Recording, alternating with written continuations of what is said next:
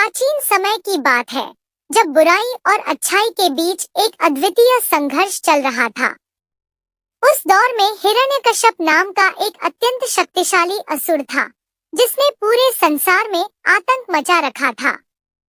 लेकिन उसकी एक कमजोरी थी, उसका बेटा प्रहलाद जो भगवान विष्णु का अनन्य भक्त था। हिरण्यकश्यप नहीं चाहता था कि कोई भगवान की पूजा करे, खासकर उसका अपना बेटा।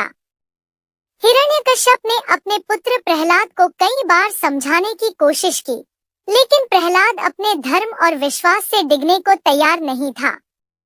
यह देखकर हिरण्यकश्यप का क्रोध और भी बढ़ गया।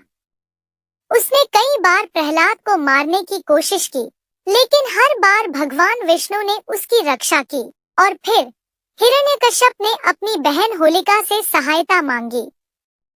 होलिका के पास एक वरदान था कि वह आग में नहीं जल सकती। हिरण्यकश्यप ने सोचा कि अगर होलिका प्रहलाद को अपनी गोद में लेकर अग्नि में बैठ जाएगी तो प्रहलाद जल जाएगा और होलिका सुरक्षित रहेगी। होलिका ने प्रहलाद को अपनी गोद में लिया और वे जलती हुई आग में बैठ गई। लेकिन होलिका यह भूल गई थी कि उसका वरदान सिर्फ तभी काम करता था जब वह अकेली आग में हो।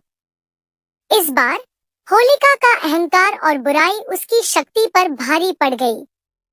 आग ने प्रहलाद को कोई नुकसान नहीं पहुंचाया, लेकिन होलिका जलकर भस्म हो गई। यह घटना एक महत्वपूर्ण संदेश देती है कि बुराई चाहे कितनी भी शक्तिशाली क्यों न हो, सत्य और भक्ति की शक्ति के सामने वह टिक नहीं सकती।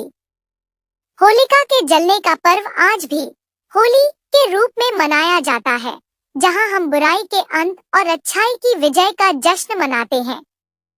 और इस तरह होलिका दहन से शुरू होती है होली की धूमधाम, जहां रंगों की बारिश होती है और खुशियों का उत्सव पूरे संसार में छा जाता है। यही है होलिका दहन की कथा। बुराई का अंत, अच्छाई की विजय